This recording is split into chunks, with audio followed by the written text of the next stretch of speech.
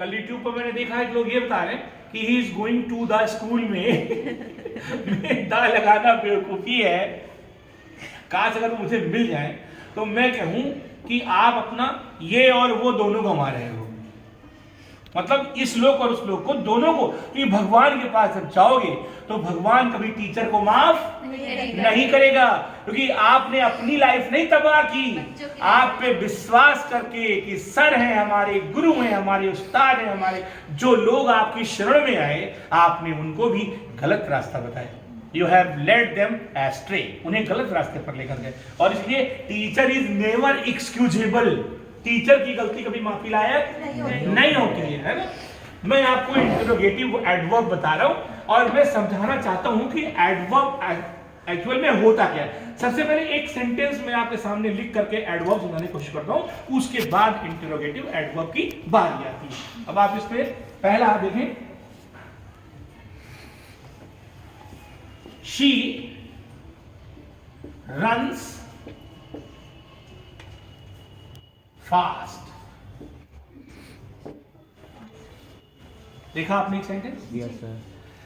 देखिए वाक्य है कि वह तेज दौड़ती। ध्यान दीजिएगा Kavya ji, you can unmask yourself also, okay? इतने नहीं, अगर आपको अच्छा लगता है तो कोई बात नहीं, लेकिन you can unmask. Yes yes, चेहरा हमेशा है ना, टीचर को ध्यान से देखिए, उसकी बातों को ध्यान से सुनिए, और यही नहीं, स्टूडेंट का भी फेस टीचर को दिखना चाहिए। रीजन क्या है, उसके चेहरे फीलिंग्स कैसी आ रही हैं। जब मैं पढ़ा रहा हूं तो जब ऐसे नहीं, मतलब जब अच्छी बात बताता हूं तो उसका चेहरा जो है वो 100 वाट के बल्ब की तरीके से शाइन।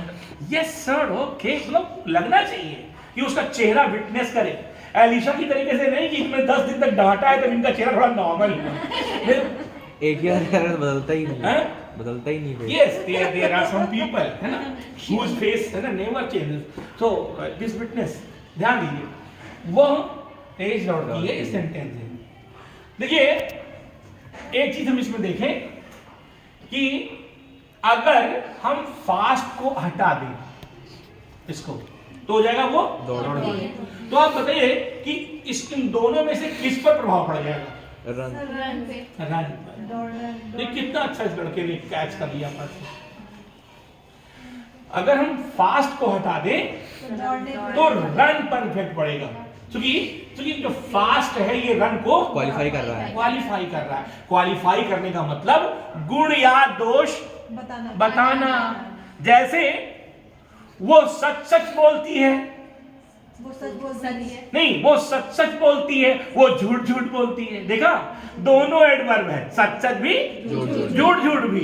मतलब एडवर्ब का मतलब होता है कोई भी ऐसा शब्द जो वर्ब को क्वालिफाई करे। क्वालिफाई करने का मतलब उसकी अच्छाई बताए या बुराई बताए। ठीक है, एक चीज आपको मैं यहां पर और बता दूं, वैसे एडवर्ब एक ऐसा पार्ट ऑफ स्पीच होता है जो किसी भी पार्ट ऑफ स्पीच को क्वालिफाई कर सकता है, लेकिन मुख्य रूप से ये हमेशा वर्ब को क्वालिफाई करता है। तो ये आपका, आप समझ गए कि एडवर्ब क्या है। यस। और इसीलिए आपको ग्रामर की किताबों में, हम जब मैं क्लास 6 में था तो एक हमारे टीचर इंग्लिश के आते थे, अक्सर मैं उनका नाम जरूर लेता हूं क्योंकि नाम लेने से हमारी टीचर की आत्मा खुश होती होगी ऊपर। उनका नाम था चंद्रमा सिंह।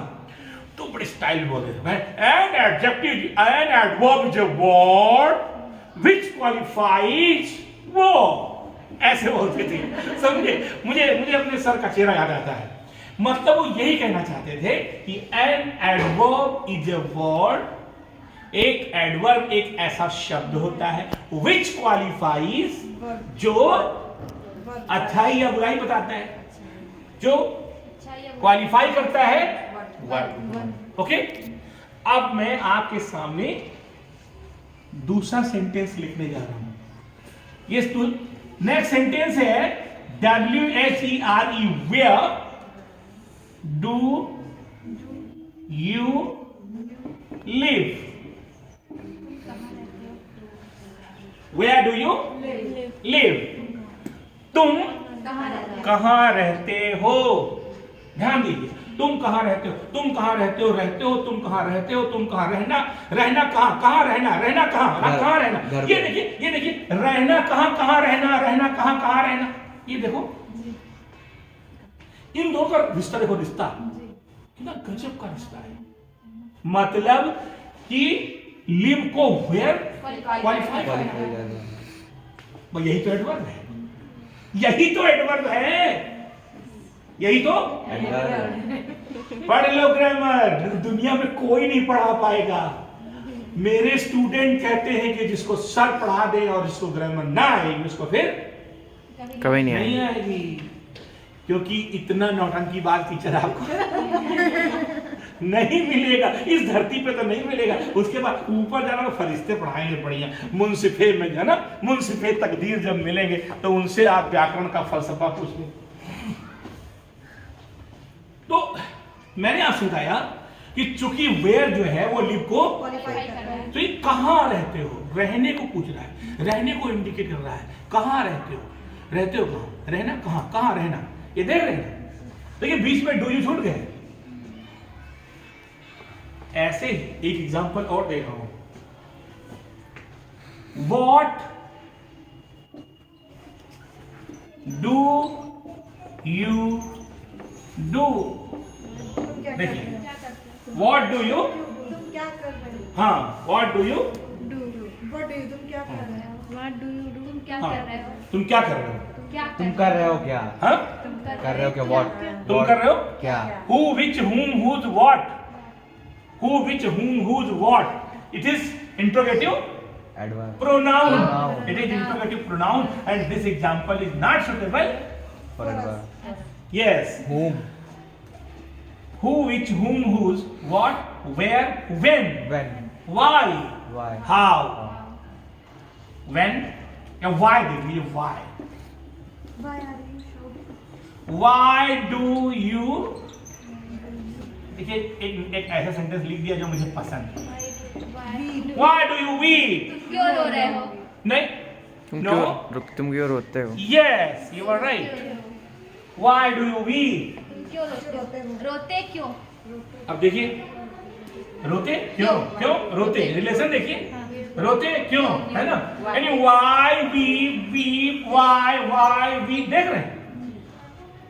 क्यों रोते, जब कोई क्वेश्चन वर्ड, जब कोई इंट्रोगेटिव वर्ड इंट्रोगेटिव होने के साथ साथ एडवर्ब को भी काम करता यस वर्ब को भी क्वालिफाई कर देता है, तो उसी को हम क्या कह देते हैं, है, इंट्रोगेटिव एडवर्ब, उसको हम कह देंगे interrogative adverb, interrogative adverb, adverb. काव्य भी समझ रही है, बढ़िया समझ रही है ना, वेरी नाइस, वेरी नाइस।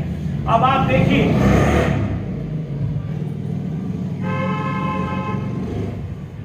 देखिएगा ध्यानपूर्वक,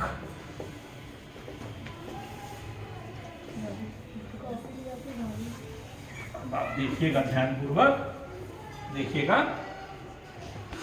Sometimes we may also capture students from there. देखिए अब देखिए इसमें where, when, why, why, how, how, many, how much,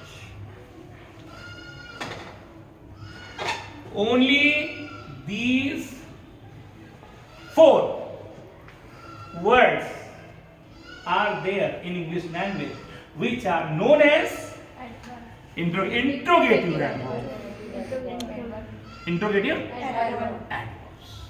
केवल 4 शब्दों को ही इंट्रोगेटिव एडवर्ब कहते हैं, केवल 4 शब्दों को एडवर्ब कहते हैं, और वो है where, why, when, how.